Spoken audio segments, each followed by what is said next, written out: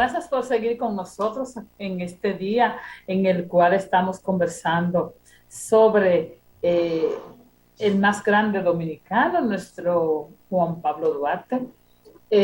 Cuando comenzaba esta conversación y esperaba que don Alfonso Torres entrara, les hablaba de para mí lo importante que es que los dominicanos podamos entender, podamos conocer de este tema.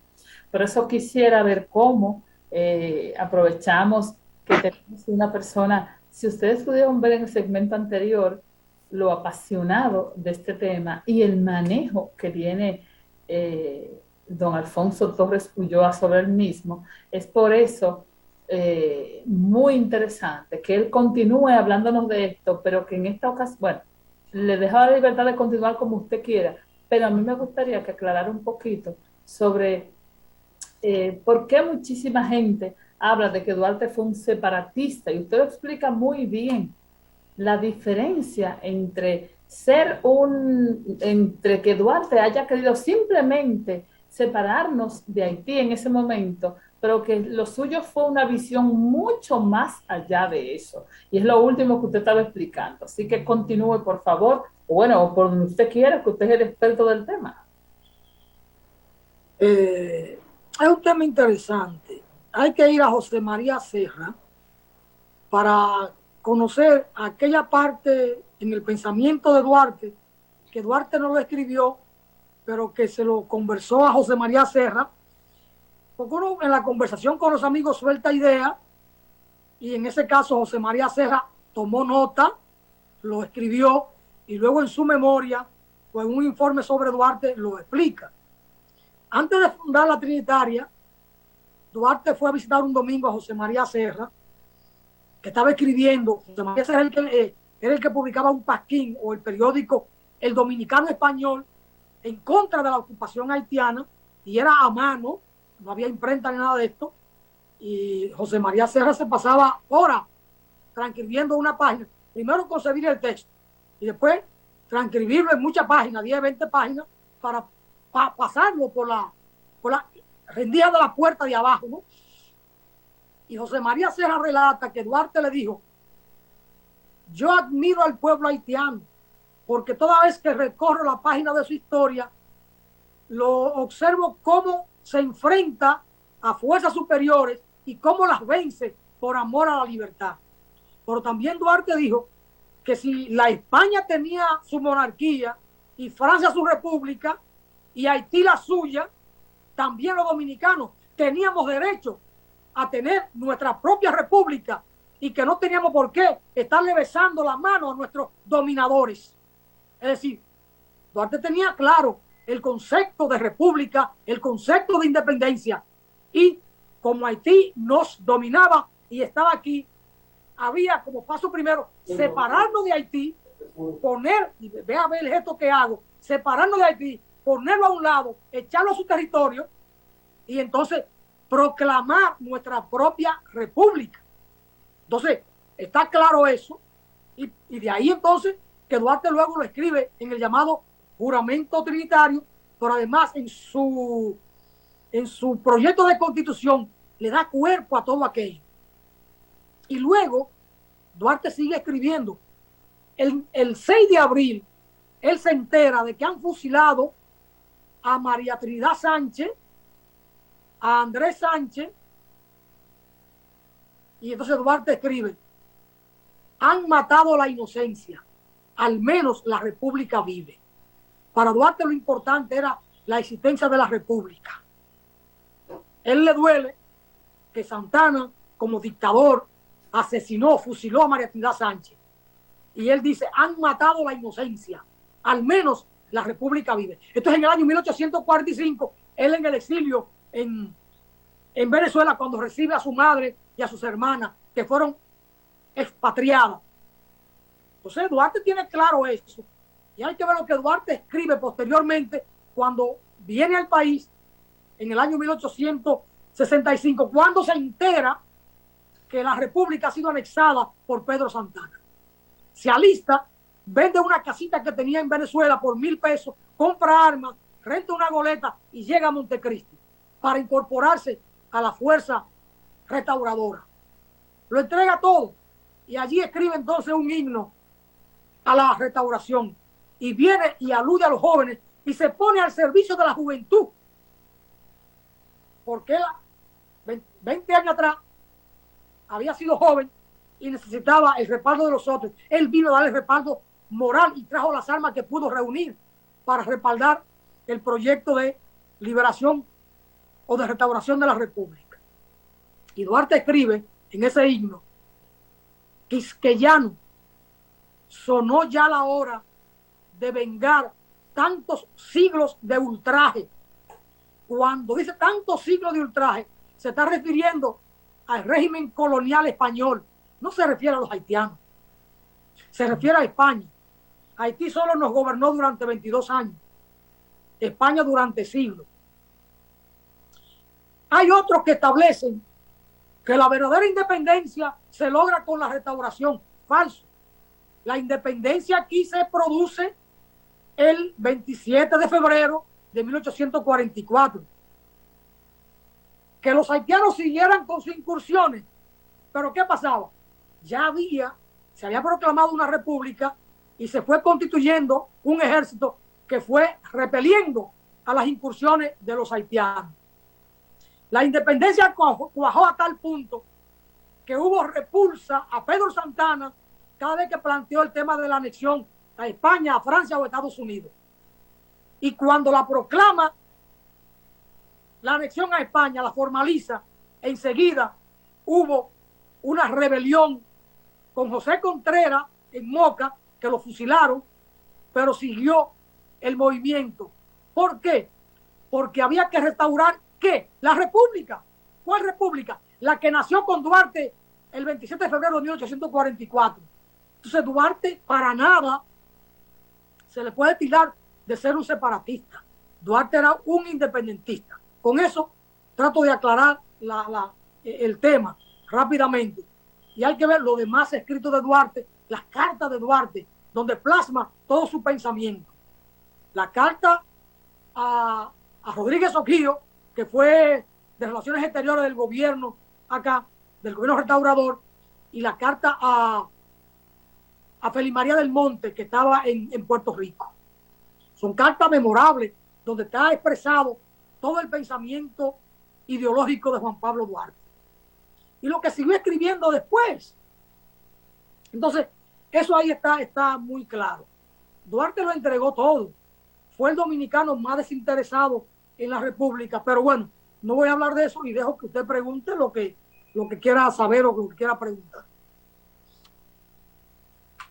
A mí me gusta escucharle porque usted habla con tanto fundamento, con tanta vivencia, pero no solo eso, sino que cuando lo escucho es es como es un darte cuenta de todo lo que uno desconoce, porque de verdad uno desconoce muchísimas cosas. Y tiene usted razón, hay que estudiar más al Patricio. Por eso comenzaba diciendo que hace mucha falta en las escuelas que se incluya mucho más y que se trate el tema como tienen que tratarse para que en nuestro país la gente conozca y pueda valorar y pueda identificarse. A lo mejor entonces pudiéramos dejar de ser tan indiferentes ante muchas cosas que ocurren en nuestro país. Usted escribió un libro que se llama Duarte Jurista y no sé, en ese tiempo nosotros, aunque Duarte salió al exterior y se preparó y estudió, aún no habían especialidades en el derecho. ¿Cuáles son las cosas que usted plantea en ese libro por el cual es un jurista experimentado? Aunque Duarte es un humanista, Duarte es un hombre que supo manejar el tesoro de la patria, Duarte es un hombre que se manejó Bueno, tenemos que continuar hablando de este tema, así que, pero ya nos quedan solo 2 minutos. Converse de lo que usted quiera, que todo lo demás queda voy a responder lo de Duarte jurista. Cuando la ocupación haitiana de esta parte del territorio cierran la universidad, entonces aquí los profesores, los grandes maestros, siguieron dando clases directamente a los estudiantes. Y Duarte, muy jovencito, recibió clases de derecho romano, de derecho civil, de derecho constitucional, con Vicente Moscoso. Tengo el nombre por acá, pero no pensaba hablar no pensaba que usted me iba a provocar con estas cosas, pero sí quiero buscar el nombre, que era el jurista más consagrado y el académico más consagrado que tenía el país en ese momento, apellido Moscoso, lo ando buscando. Duarte se formó con este académico en la parte de derecho, Juan Vicente Moscoso, dije lo correcto, Juan Vicente Moscoso. Empezó a estudiar ciencia jurídica con Juan Vicente Moscoso. Le daban la clase en su casa y no la pagaba. Cuando se va a España, a Barcelona, a estudiar teología, también le dan derecho romano. Duarte se forma, era un estudioso. Decía Rosa Duarte que nunca se acostó antes de la 1 de la madrugada porque siempre estaba estudiando. Y Duarte estudió derecho. Cuando se va al exilio a Venezuela, tanto el licenciado Umiere como el licenciado Montolío, que eran profesores de derecho en la Universidad de los Andes en Caracas, le dicen a Duarte que tomara un examen formal para que entrara al cuerpo docente de la universidad a dar clases de derecho, porque ellos lo reconocían como un hombre formado en la ciencia jurídica. Y era una formalidad para darle el título por la Universidad de los Andes en Venezuela para que pasara como docente. Pero eso implicaba que Duarte tenía que renunciar a su nacionalidad y asumir la venezolana. Entonces Duarte dijo que no. Ser docente en una universidad en ese tiempo era un prestigio, era un privilegio. Todavía hoy lo sigue siendo. Pero imagínense en el año 1843, 1844, 1845. Y Duarte no acepta para no perder su nacionalidad. Es decir, Duarte tenía una formación como jurista. Y lo que él escribe, todo su pensamiento está atravesado por la ciencia jurídica. Su proyecto de constitución está escrito por un jurista de una recia formación. Por eso, cuando la Suprema Corte de Justicia, en la persona tanto de Miriam Germán Brito como de Manuel Ramón Herrera Carbucia, me piden dar una conferencia allí en su Salón Augusto con ese tema de Duarte jurista, yo en principio me sorprendí, pero le tomé la palabra y acepté, organicé las ideas y fui a dar la conferencia. Y luego Miriam Germán me pidió varias veces que le permitiera prologar el libro y yo no estaba como para publicarlo. Y finalmente Juan Francisco me ordenó, porque Juan Francisco es mi jefe, que entregara el libro para que ella lo prologara. Que cuál era y usó una palabra fuerte, cuál era la vaina mía para estar diciendo que no. Entonces, ante las amenazas y no los improperios, sino la dureza de Juan Francisco, le entregué a Miriam Germán el texto y escribí un prólogo que tiene mucho más valor que el libro mismo.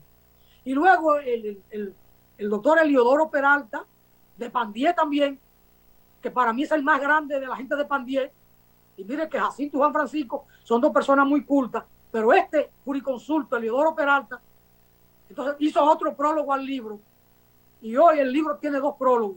Son 3 libros en uno. Porque ese prólogo de Miriam Germán es un libro. Aunque tenga 8 o 10 páginas, eso es un libro. Por lo conceptuoso, por la profundidad de sus reflexiones sobre Duarte. Y lo de Eliodoro viene a complementar ambos trabajos, el de Miriam y el mío. Yo invito a la gente que conozca, no el trabajo mío, sino el de Eliodoro Peralta y el de Miriam Germán, que están en ese libro.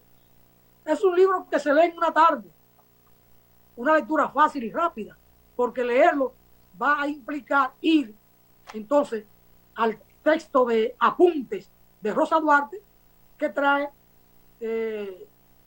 350 páginas. ¿Dónde están esos libros a la venta, don Alfonso?